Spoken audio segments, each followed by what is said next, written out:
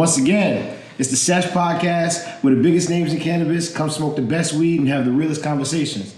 Today is a special Sesh because I got a co-host, my guy, Dab Nation Dubs, and I got my guy, Arson Daylee, in the building. So with the Sesh, we usually do big names from cannabis, but Arson is an up-and-coming rapper out of Cleveland, Ohio, and he's out in L.A. We met at a pop-up event at, what was it? The Grammy party. The Grammy party. It was a dope event. Me, Wayne, Arson, we all connected. We knew we had to do this, so today's the day. So what's up, fellas? How we doing? Blessed, man. It's big. Super blessed. Yes. It's Friday. It's a great Friday. Happy man. Friday to you guys. So what we got going on for Friday? Let's talk about a little Friday real quick. What you got going on, Wayne? I don't even know, honestly. Yeah, I knew he was gonna say that. Seriously, I haven't even sat down yet. Right. Today's like not enough hours in the day, but what else is new? Word. What else is What's new? going on with you, Arson? What you got going on today, brother? Man, you know, I gotta get fresh and I gotta get back in the studio. Get Fresh Friday. We used to always say that back when I'm from New York. Get Fresh Friday. You know what I'm talking about? And fucking, you know, get back in the studio. That's a fact, bro. I'm slacking on that myself. Let me first say thank you for coming, man. I know we've been trying to do this for a while, going back and forth, and then like both our schedules just crazy, and you know that's how it be. But word, like, what's up, man? But we were talking. It's better now. It's definitely better now. I always say that with my people. It's all for good reason. Like timing is everything. Now it's better. Always happens for a reason. So what's up, bro? How you doing? Man, I'm cool, bro. Just really out here grinding like daily. I see that, bro. I see that. I see when I follow your Instagram. I see long nights in the studio, bro. I see like every time I see you either in the car or in the booth. I'm like, dead ass. I mean, we be working till like 4 or 5. You know. Yeah. I try to like exhaust myself in there. I'd rather be exhausted in there than anywhere else. Yeah. If you want to talk a little, because you know, you're like actually the first artist I have on the show. So I want you to like tap in like how you pretty much got into music and like, you know, obviously this is like a full-time thing for you. Like how did you become that? Man, let me. Like, let's get right. Let's get right. Damn, my bad. Hold on. Promo advertising. Keep that, man. Oh, it's a day. Yeah, because I was gonna go straight into weed and let's talk about bud and all that, but I honestly want to tap into you as an individual and where you come from, the music. I'm honestly good interested, call. bro. Where did music start for you? For one, I'm God's son. Uh-huh. You know, so that's first and foremost where I come from. But I come from Cleveland. It's a super grimy ass city. Like, Yeah.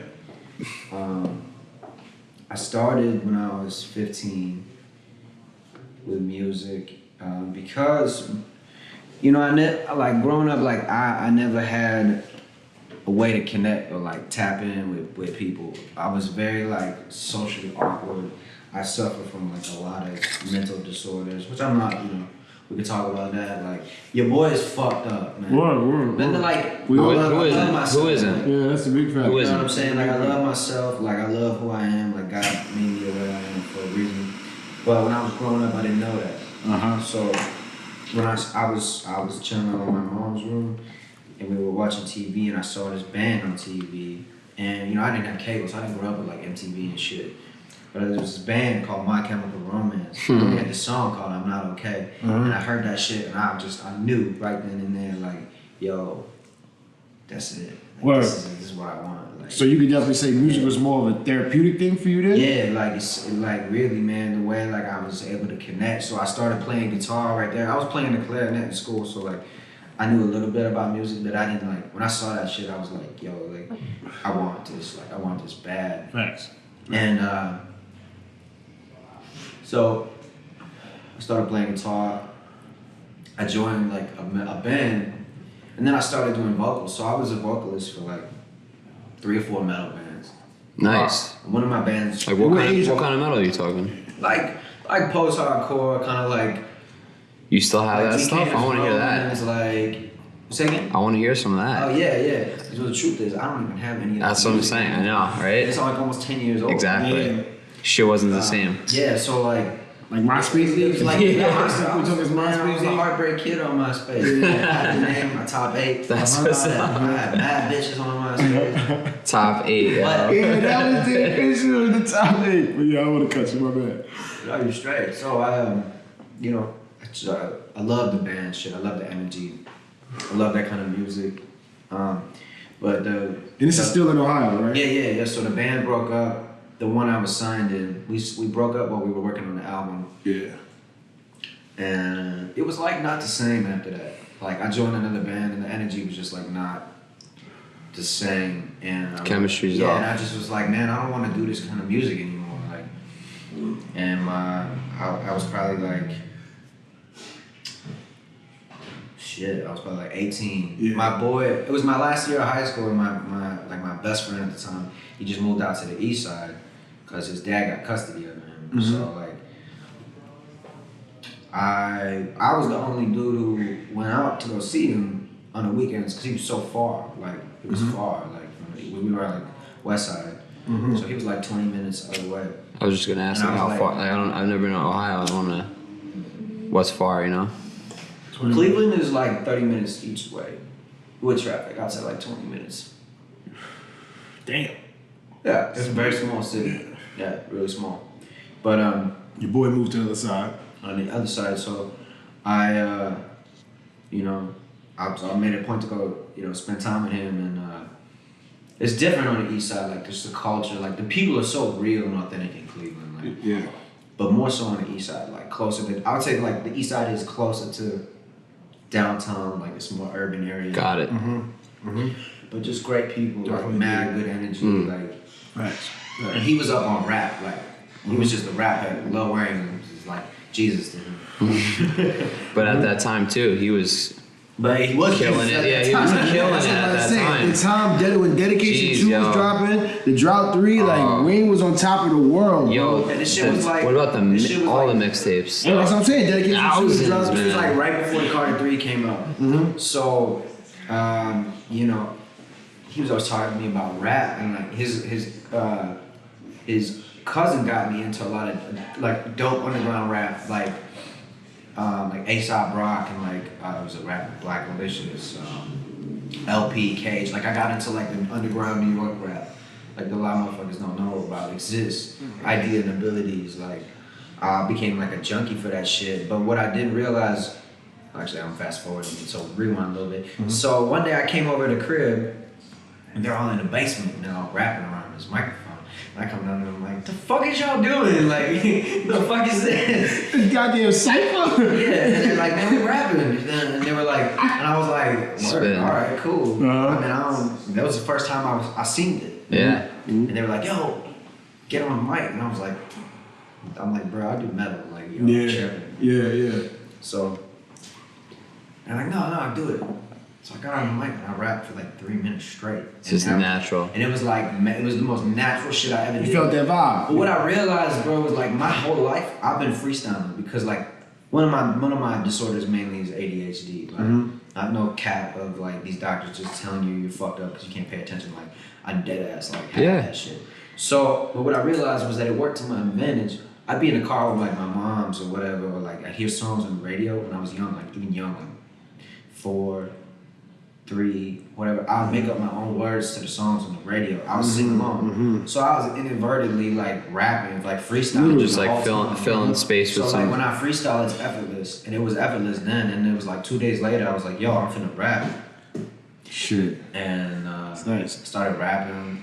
I was doing So shows. for how did you get from the rapping from Ohio, Cleveland, like how did that like incline to you being here today? Well, I'll concisely. My story is like crazy. So basically, I'm gonna summarize. It got to a point where I stopped believing in myself in music.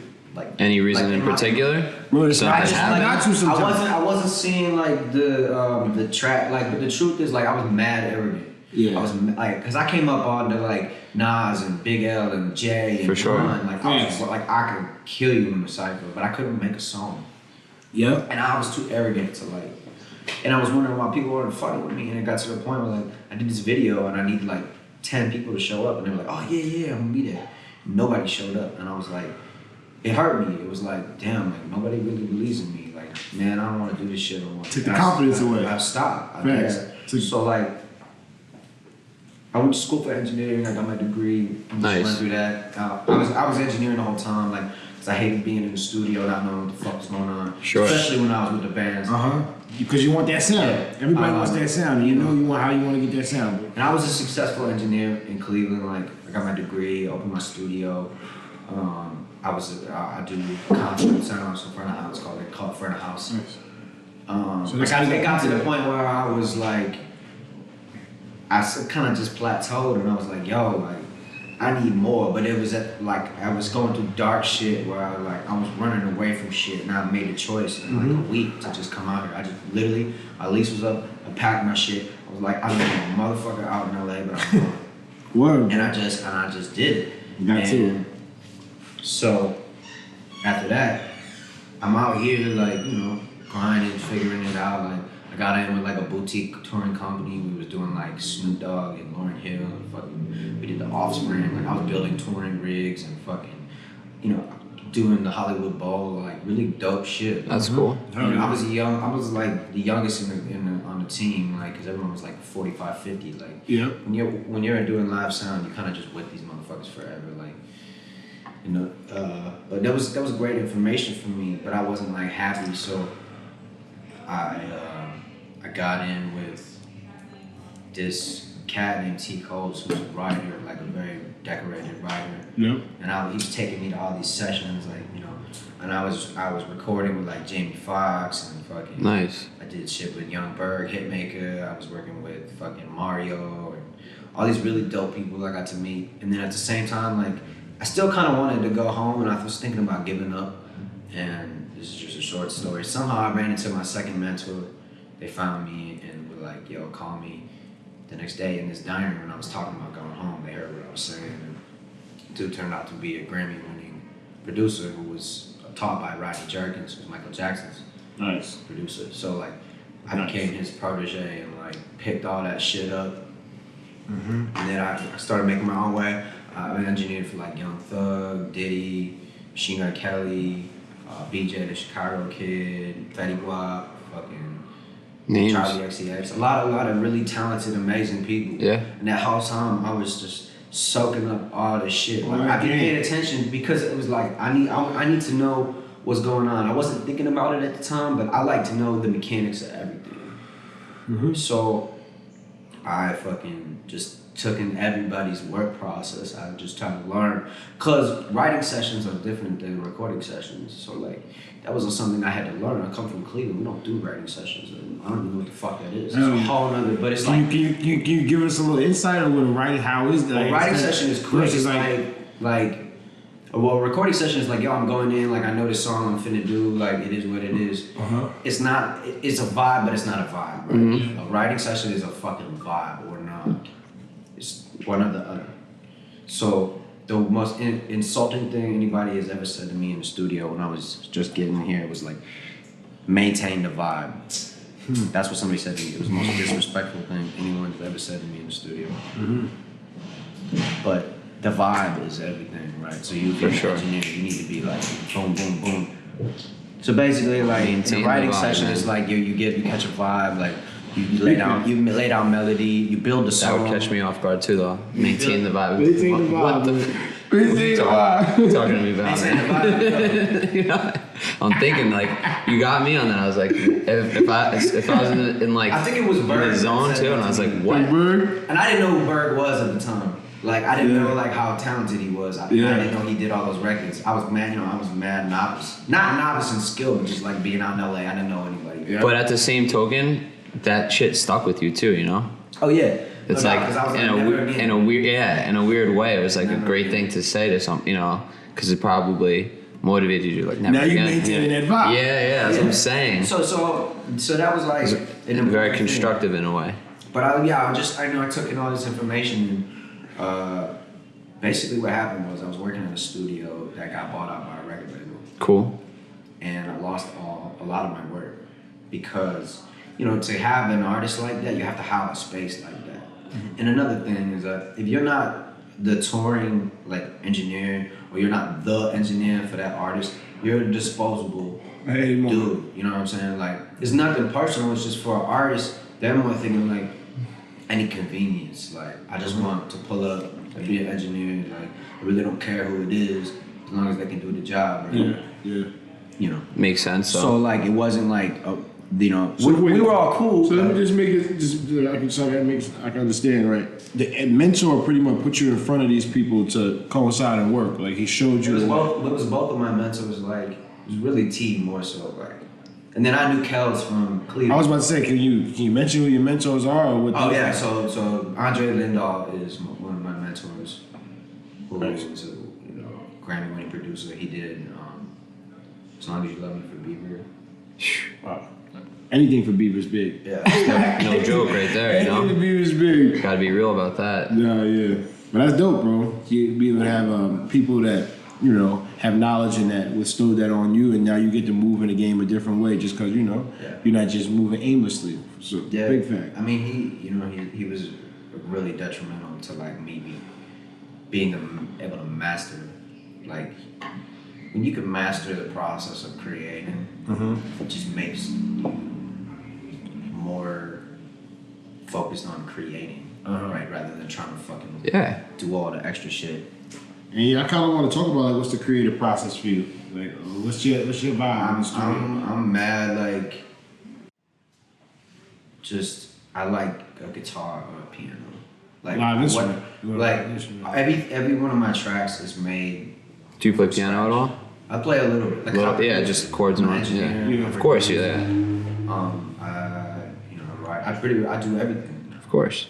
So, for me, what I realized was like when you record to a beat, everything's kind of like fit already.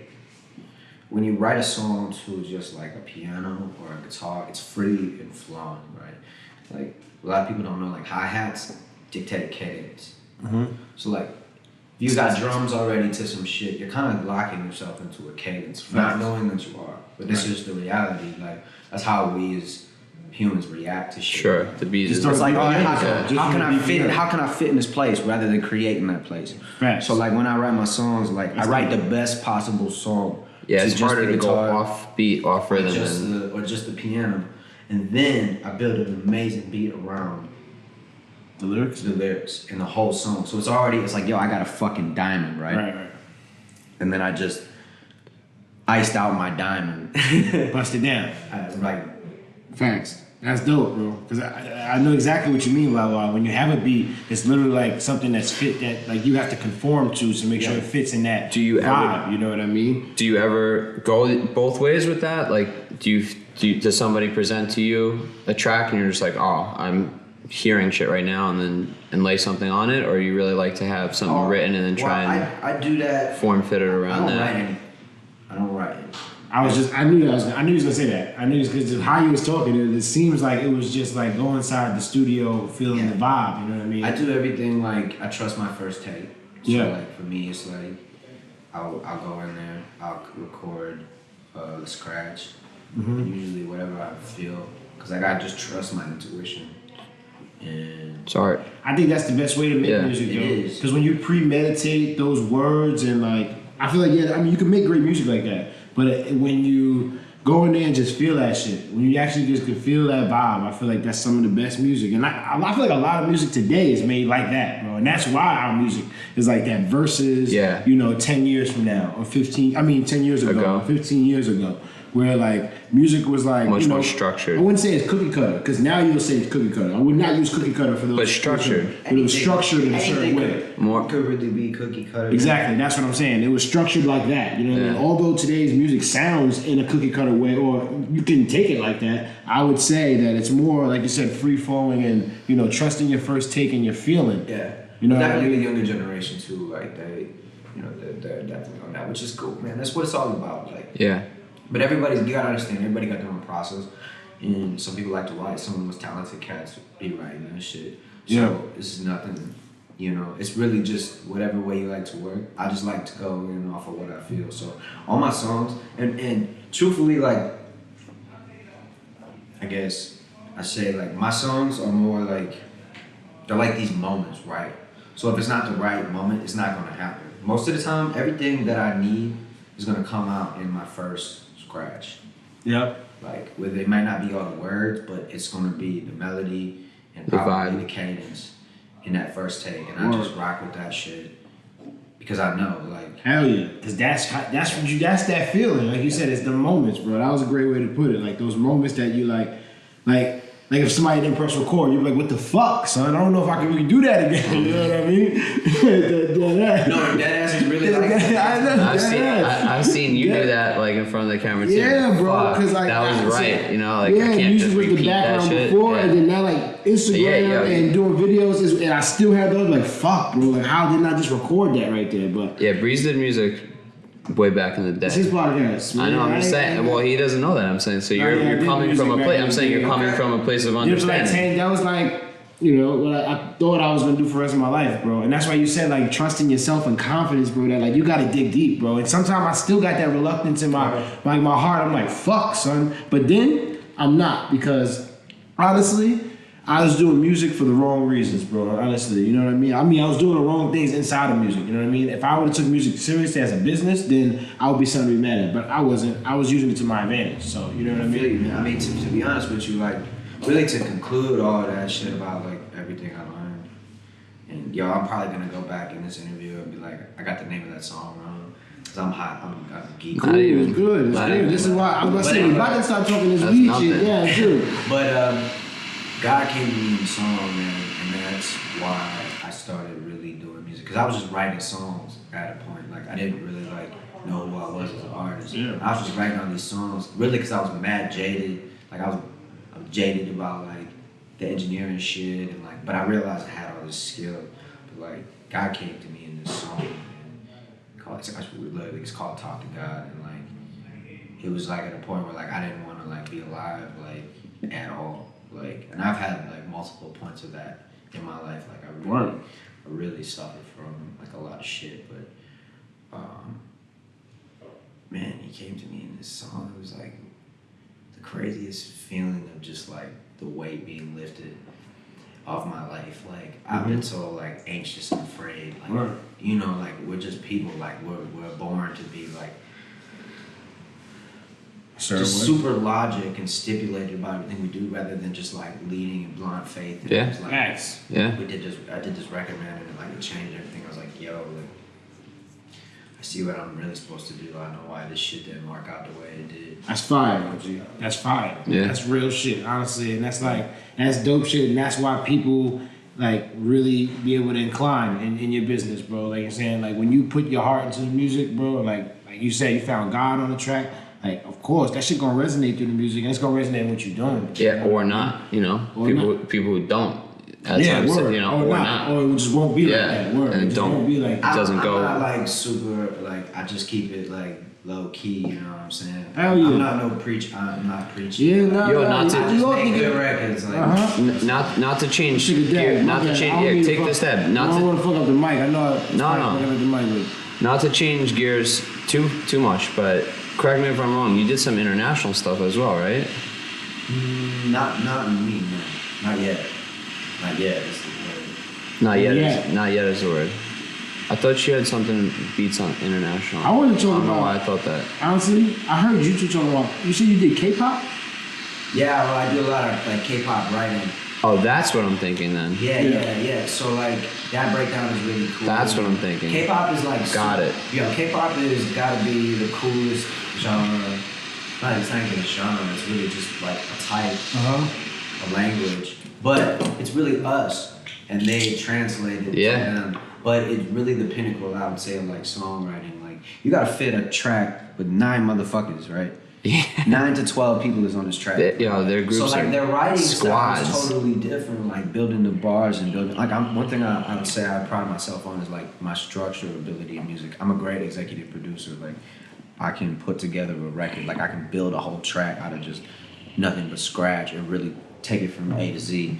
So with K-pop, it's like fitting all these different melody structures together to get all these guys in the song. It's crazy. Really, it's like going to the gym with a trainer that's like busting your ass. That's what writing K-pop Hardcore. is like. I feel It's like a hardcore. Wow, we gotta explain. And you gotta write the whole song. Like you can't like a lot of like shit you submit for like artists or whatever is usually just like a verse and a hook or a verse pre. And then they kind of fill it out Verse around pre-hook, these. hook, Yeah. Like if you're doing pop, but like K-pop, you gotta do the whole song. Dude, It takes a long time. Yep. Some shit right there. Honestly, I don't even know. I don't give a damn. What is K-pop? it's a lot. Obviously, K-pop is like the pinnacle of American pop, just in a different language. Like, But like, give me an example. We're gonna get layman. BTS. Give me a layman. Name the terms. Listen, it's a perfect mash between like pop and hip hop right now, and it's dope beats. Like, let's say, is Calvin Harris K-pop? Calvin Harris is like 4 on the floor dance, so no. No, yeah, Okay, let's talk about it. yo, their beats are amazing. Like you don't have to like. I'll play you some stuff. It's like EDM hip hop. Yeah, Okay. it's just an amalgamation, like a hybrid of what's going on here that they took and kind of compacted into one, like fire, all juice, like it's all good stuff, you know. When you say right, you mean you put in you're recording out a sequence of sounds, or are you writing? I'm literally writing a lyrics? whole song, but I'm saying Lyrics? like, lyrics, melody, all of that. But in these, okay, you have to show me some And examples. yeah, and what Arson was saying is like they roll deep. Their groups are like 9, 10, huge numbers of people, and then each person there's fans of each one of those people. Like they like the group, but they like that one dude and or that one girl, they all have to have their own like personality and piece and component. Yeah. You want to know the craziest shit? I'm not sure I'm supposed to say this, but like the K-pop artists, like the way they send out, like, you know, they'll be like, they literally got every artist broke down into like categories and shit, like references of all the tracks that they're looking for. You know, Just like stats, like just like a baseball player. Like, Straight up, like- they're not play over. Yeah, no, seriously. Like now you over there. Like it's really something they got together like so crazy, and I think like Yeah, they got a machine going though. They have really. What's up? I gotta check my phone. Check that shit. You important guy. Oh shit. shit. I didn't realize what time it was. Yeah. Right. Thomas sent me a question he wants me to ask you. How does it like cannabis help you in the music industry, in the scene? Like, how does that coincide? How does it help you? Man, you know, obviously I'm a huge advocate of weed. You know, I love Yeah, we didn't even talk about you and weed either, too. If you want to answer this question, I want to talk let's talk a little bit about weed. Like, whatever. Go ahead, my bad. Sometimes, I mean, like, I think for me, I like weed as like a leisure thing more. Like when I go in and I create, like I work best sober. I would say like I'm very efficient and I still like I can still be creative on it, but I know like as a person like I'm the most efficient. But when I'm just vibing, like there's nothing like just kicking back and like burning one. You know what I'm saying? Mm-hmm. And it depends too, like on the vibe and the weed. Like if I get some sativa, I could go in and really do something crazy. But I could also do something crazy sober. So Right. So I like to ask, what's your favorite way to smoke? What's your favorite way? obviously, I like the woods. Woods. You know. How'd you come up? Like, Well, I was in the studio one day and this dude was like, "Why'd you be smoking?" And I was like, "Man, you know, papers." He's like, "Man." Show me how to roll his back. Let me show you Literally something. taught me how to roll the Yeah. in the studio, and I was like, It's funny. "Yo, this is tight." Because in Cleveland, all these motherfuckers be smoking swishers. And I was gonna ask you what's at home, because at home for us, New York, it's Dutch Masters. I was smoking backwards back home, too. Yeah, but that's because you're like no bandwagon. no. Actually, we here. Yeah, I feel you, but that was more recent, right? When you first started, it was Dutchess. Yeah, back in the day when I first started Yeah. smoking, it was Dutchess. Yeah, that's what I'm saying. Just backwoods in general came into the market space Yes, hard. maybe like They're the out. last 6 years. They're out in New York 7. now. All the kids are smoking that shit now. But when we grew like growing up, it was Dutchess. You got vanilla Dutch, and that's that. But Swishers are huge. Like middle Swishers out here somehow What backwoods do you think killed about it. like dabs and shit, bro? You fuck with the dabs, or like you don't fuck with it? Like, I think like I need to learn more about the dab because I don't know. The times in my life that I've done the dabs, I've just been so jaded. Like, yeah, bro. Me too, bro. Honestly, I was like backwoods, like advocate. Fuck everything else. Fuck glass. Like I just went home and I was showing my people this. People be looking at me crazy because I'm smoking out of this. They're like, what the fuck's wrong with you? But I understand now from smoking so many woods back to back to back to back, like 100, you know. Like, bro, we used to chuck woods, man. Smoking so many woods, bro, and then like, I fell back on that because, you know, I am a little overweight, like fatter, and like, you know, you be going home, can't be fucking breathing, like, you know what I'm saying? I feel like you sick all the time, like, so I had to fall back off the backwoods. And don't get me wrong, I still roll a wood here and there, but I'm talking about it's not my consistent shit. We used to do like a dozen a day. Yeah. Not like no sweat. I went to the joints, I was fucking with the joints, couldn't really fuck with the joints. Then I got to a glass, graph bubbler. I was fucking with this bong shit for a little bit. Wayne got me on it. And then like, got to a point where like, that shit just tastes like shit all the time, and my breath stink. I'm like, I'm not running around like this all the time. I just end up fucking going to that 420 show, the High Time shit, shout outs to them. I went to the 420 High Times, I bought some concentrates, and I'm like, fuck it, Wayne, give me a rig. I'm gonna start smoking concentrates. But you had your eye on that for like a month. Yeah, I ain't gonna lie, I had like 3 pictures on my phone. I knew my girl would like this shit, so I'm like, I think this would be cool to just be smoking, and then like if I'm at the crib, she could smoke it too. It's like, you know what I mean? I really think like that, bro.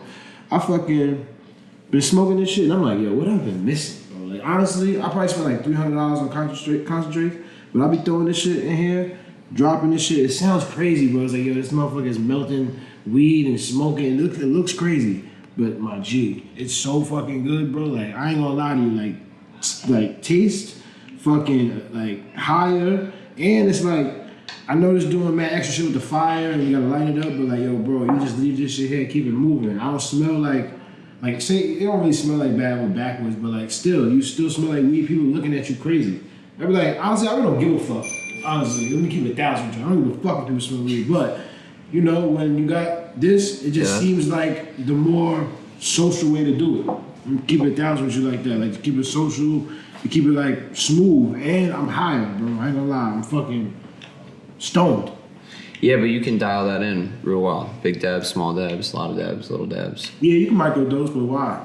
No, I'm saying if that's what floats your boat. I'm saying, you know what I mean. But put it this way, man. It in a sense, it's kind of like the way everyone starts with flower, smoking J's or whatever like that. Most people rather start. That's like beers and wine and everything. Then you're moving into your first time taking shots for the night. Nice shots tonight. Not everybody, but a lot of people have that first or couple handful experiences where they went overboard. It's the same thing. It's a concentrated amount. So people easily go overboard the first few times and they're just like, yo, that shit's too heavy for me. That shit's crazy. Like, I'm not about to start dabbing. That shit's crazy. Like, I don't know how you guys dab all day. It's like, but once you get the grip on it and you understand it a little bit more, it's like a really great way of doing it. And I think, like, especially when you want to be able to dial it in. Like, some people are drinkers. They know what 2 shots do for them, and that's all they need. And it's nice, quick, easy. But you gotta know what you can. You gotta know. Yeah, you gotta exactly. There's definitely a learning curve to concentrates, but I think concentrates are most definitely here to stay. I'm all in support, man. I mean, I'm whatever we can get out there with this weed shit. I say it's amazing though how everything's just. How old you started smoking weed? How old was you when you started smoking weed? Yeah. I was probably like 15. That's. You were young, right? Yeah, I was 12. 12. Me and this guy in this other room right here. Getting high. Maybe. Yeah. But yeah, bro. I don't know what you got coming up. What we gonna see from Arson? Man, I got 2 projects right now. Yep. that I Nice. tucked off. Where can we get those at? I'm gonna let y'all know. I'm really just, I'm in the kitchen, you know what I'm saying, and I'm just, it's a slow boil. That's what's up. It's good, bro. But There's no rush on that, you know. Yeah, I don't know. I'm gonna be dropping these 2 records, I think, here really soon. Mm-hmm. Just put some content out. I'm really excited. You gotta give us a sneak preview after. Can you tell me what the recording process is behind? What is that called? Take Your Time. That's what it's called. Please take your time. What is it called? Please take your time. Oh, that record? Oh man, yeah, it was just, well, that was the first. What is it time. called? What's the record? Take called? What You Want. Take What You Want. Yeah. My bad. I'm sorry, bro. Yeah. I like the record a lot. Yeah. I don't know when it came out, but I like it. Once I clicked it, that's really what pushed my conversation to want to do this interview, because I'm like, yo, this is a talented dude. You already told me that your accolades and shit, so I'm like, yo, let's do it. But I want to see, like, what was the process behind Man, that we record? just TJ my boy TJ, he's a super awesome producer and just person, man. Yep. Like, you know, we linked up and he was like, yo, you want to come to the studio? So I just came through. And they was just playing, you know, some shit. And I was like, you know, I just do how I always do that. It sounded like some shit. I already had something for it. And I just came in and laid it down. Like, it was really organic, you know, how everything is. You know, It's dope, man. Jim and JIK, he's a dope. He's the other producer on that. Really talented cat. Like, it was just good vibes. So it's all about energy, man. Like, when you connect and you got that energy, you know, that's better than having the best people in the room. Like, you could have all the best motherfuckers in the room, but if the energy isn't, It's a chemistry, man. If it's off, don't matter who's in Big there. facts. Yep. I feel that. So yeah, that's how that joint kind of came about. And I know it's been a minute since I put that out. I've just been like, God been taking me on this crazy ass journey, man, and I'm cool with it. Like, definitely, I see he's got something planned. So feel that. things have been taking a little bit longer, but it's about to. Can't rush greatness, right? Yeah, man. Like, I'm taking my time. But yeah, these records are gonna come out really soon. I don't have a date yet, but I'd say within the next like maybe month. Hopefully within a month. Let us know, man. All right. Please let us know, bro. Yeah. Post I'm that looking thing. forward to listening to that. Yeah. I want to hear it. I want to hear the new fire. It'll be some Definitely a big fan over here at the Sesh, bro. What up? What else?